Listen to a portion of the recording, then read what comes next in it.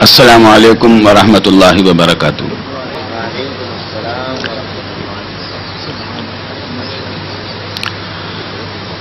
نحمده ونصلي على رسوله الكريم،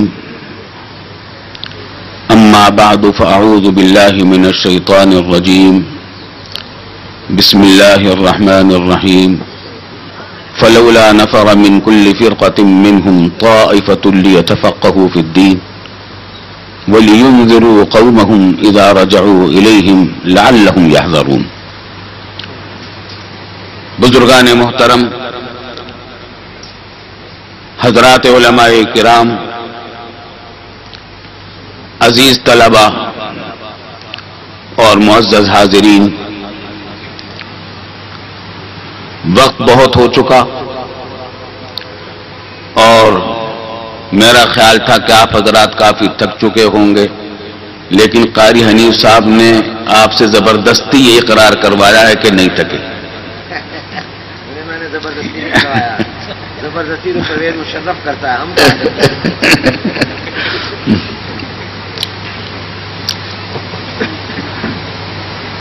باتیں تو الحمدللہ بہت اہم ہو گئی ہیں اور مفید باتیں ہوئی ہیں، لیکن پھر میں وہیں لوٹتا ہوں اپنے اس جامعہ کی طرف اور اس کے منبع دارالعلوم دیوبند کی طرف۔ الحمدللہ اس ناچیز کو بھی اس عظیم جامعہ اشرفیہ کا ایک حقیر بالکل ابتدائی درجے کا طالب علم ہونے کی سعادت حاصل ہے، اور وہ اس طرح کے تقریباً سن 49 کی بات ہے کہ ہمارے بڑے بھائی جناب محمد ذکی کیفی صاحب مرحوم یہی جامعہ اشرفیہ کی جو عمارت نیلا گنبد میں تھی، اسی کے ایک حصے میں 2 کمروں کے ایک مکان میں رہتے تھے۔ میری عمر اس وقت کا 13واں یا 14واں سال چل رہا تھا، تو یہاں مجھے اپنی والدہ کے ساتھ بھائی جان کے یہاں تقریباً 1.5 مہینہ یا 2 مہینہ رہنا ہوا۔ تو اس وقت حضرت قاری خدا بخش صاحب رحمۃ اللہ علیہ یا درجہ حفظ کے بڑے قدیم استاذ تھے، اور مولانا عبد الرحمن اشرفی صاحب دامت برکاتہم ان کے پاس حفظ کر چکے تھے، اب گردان کر رہے تھے۔ میرا حفظ کا دور چل رہا تھا کراچی سے، 15 پارے حفظ ہو چکے تھے، تو مجھے 16واں پارہ حفظ کرنے کی سعادت ملی یہیں قاری خدا بخش صاحب رحمۃ اللہ علیہ کے پاس، جبکہ مولانا عبد الرحمن اشرفی صاحب کے چھوٹے بھائی حضرت مولانا عبد الکریم صاحب رحمۃ اللہ علیہ جو وفات پا چکے ہیں وہ حفظ کر رہے تھے، اور ہمارے برادر عزیز مولانا حافظ فضل الرحیم صاحب بھی حفظ کر رہے تھے۔ تو اس طریقے سے الحمدللہ مجھے 15واں پارہ یہیں حفظ کرنے کی سعادت نصیب ہوئی ہے، تو میں یہاں کے درجے حفظ کا طالب علم رہا ہوں الحمدللہ۔ اللہ تعالیٰ اس جامعہ کی برکات سے ہم سب کو مالا مال فرمائے۔ یہاں وہ طرح طرح کے مناظر میں نے دیکھے ہیں، اپنے والد ماجد رحمۃ اللہ علیہ کے ساتھ حاضری ہوتی تھی، حضرت مولانا مفتی محمد حسن صاحب نبر اللہ مرقدہ، اور ان کے پاس پھر حضرت مولانا رسول خان صاحب، پھر اس کے بعد حضرت مولانا ادریس صاحب کاندھلوی رحمۃ اللہ علیہ، ان کی زیارت نصیب ہوتی تھی، ان کی مجلسوں میں بھی حاضری کی سعادت نصیب ہوئی، اور حضرت مفتی محمد حسن صاحب رحمۃ اللہ علیہ کی ذات گرامی ایسی مجمع الفرق سمجھ لیجئے، مجمع المسالک سمجھ لیجئے، مجمع المشارب سمجھ لیجئے، ایسی ہستی تھی کہ تمام مکاتب فکر کے علماء حضرت مفتی صاحب رحمۃ اللہ علیہ کی خدمت میں حاضر ہوا کرتے تھے. تو یہاں یوں تو یادیں بہت ساری ہیں، کوئی ایک بات بھی بیان کروں تو وقت کافی لگ جائے گا، لیکن چونکہ ایک پیغام بھی دینا چاہتا ہوں جو میں نے اپنے والد ماجد رحمۃ اللہ علیہ سے اور اپنے بزرگوں سے سنا. حاصل اس کا یہ ہے کہ دارالعلوم دیوبند کی جو خصوصیات تھیں جس کی وجہ سے اس کا فیض پوری دنیا میں پھیلا، اور آج کسی مبالغے کے بغیر یہ بات پورے وثوق اور اعتماد اور پورے اطمینان کے ساتھ کہی جا سکتی ہے کہ دنیا کے کسی بھی علاقے میں جہاں کہیں دین کا کام ہو رہا ہے وہاں دارالعلوم کے فیض کا کچھ نہ کچھ حصہ ضرور موجود ہے. اور بیشتر علاقوں میں تو دارالعلوم دیوبندی کا فیض سب سے زیادہ نظر آتا ہے. دارالعلوم دیوبند سے جو شاخیں نکلی، مدرسے اور جامعات قائم ہوئے، مدارس قائم ہوئے، شخصیات تیار ہوئیں، آفتاب و ماہتاب تیار ہو کر نکلے، ان کی روشنی اور ان کا نور الحمدللہ آج دنیا میں ہر جگہ نظر آ رہا ہے. اپنے والد ماجد رحمۃ اللہ علیہ سے جو ہم نے خصوصیات دارالعلوم دیوبند کی سنی، ان کا خلاصہ میں 3 چیزیں سمجھتا ہوں. ایک یہ کہ ان حضرات کو اللہ رب العالمین نے علم کی ایسی لگن اور دھن دی تھی کہ اس کے حصول کے لیے انہوں نے ہر قسم کی قربانیاں بھی دی، محنتیں ایسی برداشت کی کہ جس کی مثالیں آج تلاش کرنا آسان نہیں، اور پھر پوری عمر اس علم کی آبیاری میں اور اس کو علم کو بڑھانے میں لگائی، اور آخر وقت تک علم کی پیاس ان کے اندر بڑھتی ہی چلی گئی، پیاس گھٹی نہیں. انہوں نے کبھی حاصل شدہ علم پر قناعت نہیں کی، وہ ہمیشہ زیادہ کی کوشش میں رہے. قرآن کریم نے بھی ہم کو یہ تعلیم دی کہ یہ دعا کی جائے، رب زدنی علما، یا اللہ ہمارے علم میں اضافہ فرما. ہمارے بزرگان دیوبند اس علمی پیاس کا جیتا جاگتا نمونہ تھے. میں ایک واقعہ سناتا ہوں جو میں نے اپنے والد ماجد حضرت مولانا مفتی محمد شفیع صاحب رحمۃ اللہ علیہ سے سنا. اپنے استاد محترم حضرت مولانا انور شاہ کشمیری رحمۃ اللہ علیہ کے واقعات کثرت سے سنایا کرتے تھے، دوسرے بزرگوں کے واقعات بھی سناتے تھے. یہ واقعہ بھی میں نے کئی مرتبہ سنا جو میں عرض کر رہا ہوں. اور قبل اس کے کہ وہ واقعہ بیان کروں، یہ عرض کروں کہ حضرات اہل علم کا مجمع ہے اور ہمارے مدارس کے علماء اور طلباء یہ جانتے ہیں کہ حضرت مولانا سید انور شاہ کشمیری رحمۃ اللہ علیہ کو اللہ تعالیٰ نے کیسا علم، کیسی ذہانت اور کیسا عجیب و غریب حافظہ عطا فرمایا تھا. حافظہ تو حیرت ناک تھا. تو جو واقعہ میں سنانا چاہتا ہوں اس سے پہلے ان کے ایک حافظے کا واقعہ سنا رہا ہوں. والد صاحب رحمۃ اللہ علیہ فرماتے ہیں کہ بخاری شریف کا درس ہو رہا تھا اور ہم حضرت کا درس لکھتے جاتے تھے. حضرت کا درس اردو میں ہوتا تھا لیکن ہم اس کو عربی میں اس واسطے لکھتے تھے کہ عربی میں عبارت مختصر عبارت میں آسانی سے لکھا جاتا ہے. تو اثناء درس میں ایک طالب علم نے ایک اچھا حضرت شاہ صاحب کا جب کلام چلتا تھا تو ایک مسئلے پر گفتگو چلی تو اس پر پھر دوسرا اس مسئلے پر اقوال مختلف، پھر ان کے دلائل پر کلام پر پھر دلائل کے پھر جوابات. اس میں بعض اوقات ضمنی مسائل بھی آ جاتے تھے.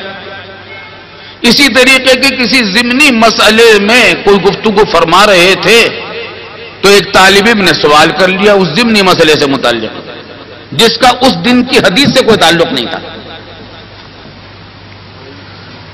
تو غیر متعلق، اس دن کے سبق سے غیر متعلق سوال تھا.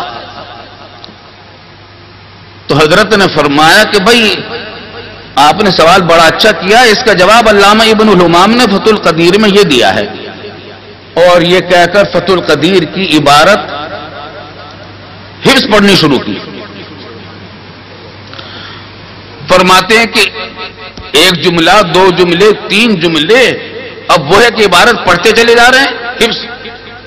تو ہم حیرت میں ڈوب گئے اور ہمارے قلم رک گئے اور ہم حیرت سے تکنے لگے حضرت شاہ صاحب کو تقریباً آدھے صفحے کی عبارت فتح القدیر کی حفظ سنائی. اور فتح القدیر کا آدھا صفحہ آپ جانتے ہیں باریک ٹائپ پر چھپی ہوئی ہے، تو اگر اب کمپوز کیا جائے تو وہ ایک صفحہ بنتا ہے کم از کم.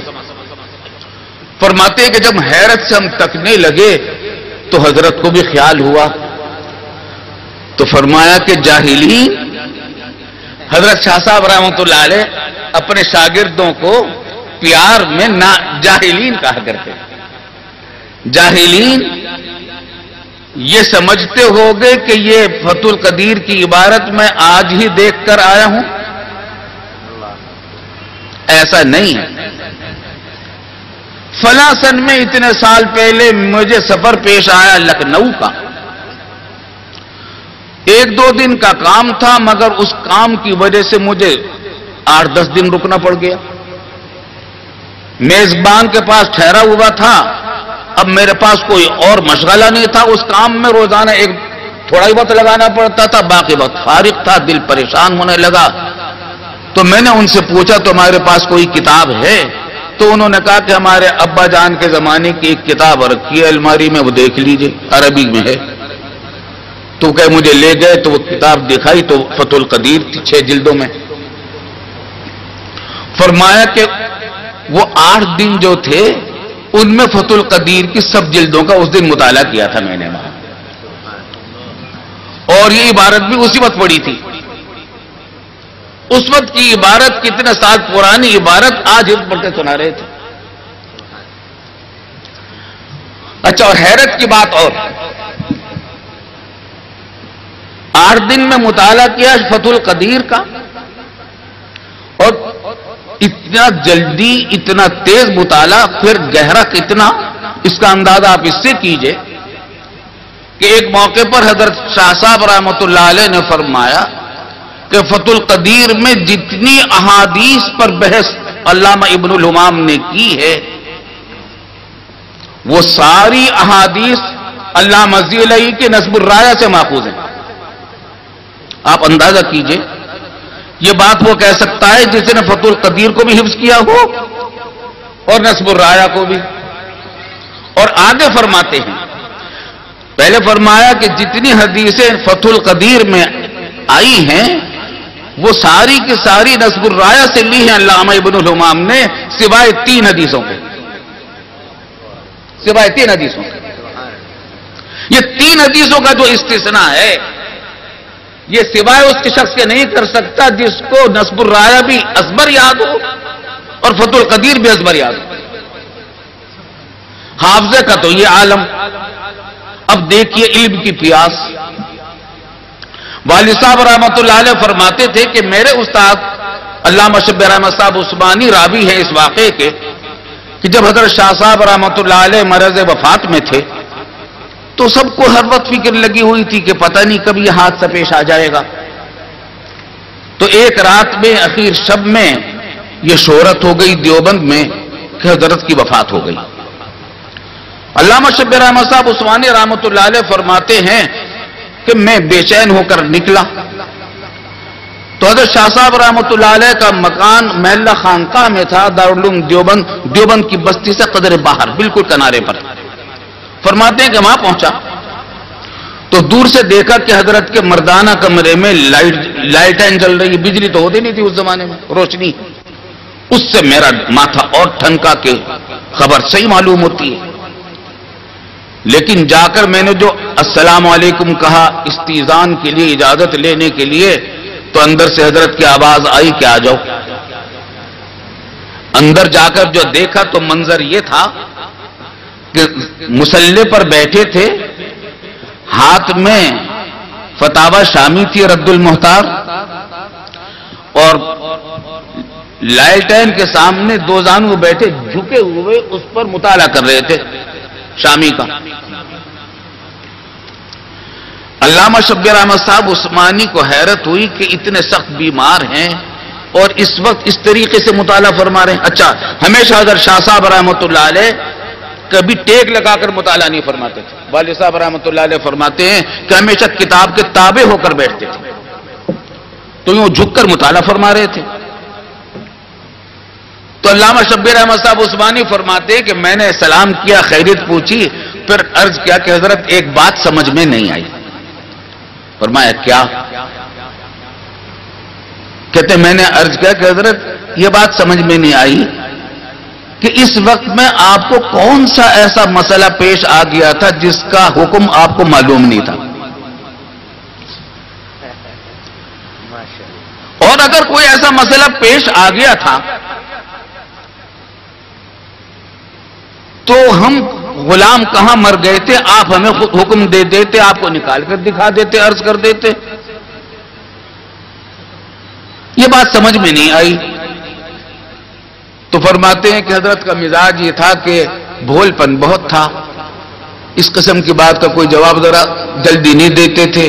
کہتے تکنے لگے میرے چہرے کو اور پھر فرمایا کہ بھائی یہ بھی ایک بیماری ہے، یہ بھی ایک بیماری ہے. مسئلہ کوئی تلاش کرنا نہیں تھا، سارے معلوم تھے، لیکن مطالعے کے بغیر چین نہیں آتی. تو ان حضرات کا ایک خاص وصف یہ تھا کہ حاصل شدہ علم پر کبھی ان حضرات نے قناعت نہیں کی. والد صاحب رحمۃ اللہ علیہ فرماتے تھے کہ ایک زمانے میں فرمانے لگے کہ دیکھو قدیم فلسفہ تو اب قدیم ہو گیا، جدید فلسفہ بھی پڑھنا چاہیے. چنانچہ والد صاحب رحمۃ اللہ علیہ فرماتے تھے کہ ہمیں جدید فلسفہ بھی حضرت نے پڑھا ہے. تو یہ علم کی پیاس تھی جو بزرگان دیوبند میں الحمدللہ پائی گئی، اور خصوصیت کے ساتھ تھی. یہ خاص خصوصیت تھی دارالعلوم دیوبند کے ان اکابر کی.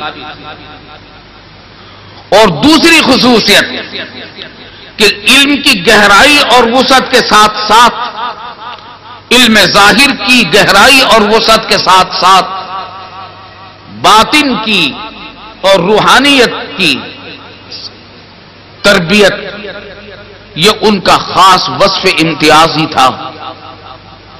اور ان حضرات کا اخلاص، تواضع، تقوی ایسا تھا کہ اس کے حیرتناک واقعات در حقیقت صحابہ کرام کی یادوں کو تازہ کرتے ہیں.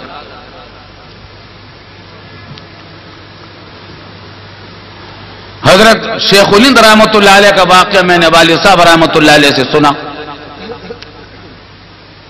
کہ حکیم الامت حضرت مولانا اشرف علی صاحب تھانوی نمبر اللہ مرقدہ جب دارالعلوم دیوبند سے فارغ التحصیل ہو کر کانپور تشریف لے گئے، وہاں مدرسے میں آپ پڑھاتے تھے. تو اس علاقے میں کچھ حضرات اور تھے جو ذرا کچھ بدعات کی طرف مائل تھے اور بزرگان دیوبند کو کچھ نہیں سمجھتے تھے، اور یہ سمجھتے تھے کہ ان کے پاس کیا علم ہوتا، یہ تو مسجد یہ معمولی قسم کے لوگ ہیں. تو کچھ اختلاف بھی رکھتے تھے، کچھ بدعات بغیر کی وجہ سے، اور علماء دیوبند کو رنگ میں نہیں لاتے تھے. تو حکیم الامت حضرت تھانوی رحمۃ اللہ علیہ کی دعوت پر شیخ الہند رحمۃ اللہ علیہ کانپور تشریف لائے. اعلان ہوا تو بہت بڑا جمع غفیر جمع ہوا، عظیم الشان جلسہ ہوا، حضرت کا بیان شروع ہوا. حضرت شیخ الہند رحمۃ اللہ علیہ کی فصاحت و بلاغت اور علوم و معارف کا کیا ٹھکانہ. ان کا جو بیان شروع ہوا تو پورے مجمع پر ایک سکتے کسی کیفیت طاری ہو گئی، اور علوم و معارف کے دریا بہا دی حضرت نے. ابھی بیان چل رہا تھا کہ وہ حضرات بھی آ گئے جو دوسرے مسلک سے تعلق رکھتے تھے. اس زمانے میں مسلکوں کے درمیان اتنی منافرت نہیں تھی کہ ایک دوسرے کے جلسوں میں شریک نہ ہو. تو وہ آ گئے, آ کر بیٹھے. جیسے ہی حضرت شیخ الہند رحمۃ اللہ علیہ کی نظر ان پر پڑی, فوراً جملہ ادھورا چھوڑ کر ایک سیکنڈ کو کچھ سوچا اور خاموش ہو گئے, اور خاموش ہو کر بیٹھ گئے. حضرت تھانوی رحمۃ اللہ علیہ فرماتے ہیں کہ ہمیں خیال ہوا کہ شاید حضرت کو پیاس لگی ہے یا کھانسی لگی ہے, کوئی دستہ لگ گیا ہے, یا سانس لینے کے لیے رک گئے ہیں. چند منٹ ہم نے دیکھا مگر حضرت بالکل فارغ ہو گئے. فرماتے ہیں کہ میں نے جا کر حضرت سے سرگوشی کی کہ حضرت کیا بات ہے, پانی پیش کروں کا کہ نہیں, کہ بھئی کیا بات ہے, کہ وہ سب بیان نہیں ہوگا. تو کہتے ہیں کہ حضرت تھانوی رحمۃ اللہ علیہ فرماتے ہیں کہ میں نے کہا کہ حضرت اب تو بیان کرنے کا وقت آ جاتا. یعنی کیا مطلب ہے کہ حضرات آئے تھے مخالفین, وہ بیان سنتے تو پتہ چلتا کہ ہمارے بزرگوں کے پاس کیسا علم ہے. تو کہتے میں نے صرف اتنا ہی کہا کہ حضرت اب تو بیان کرنے کا وقت آ جاتا.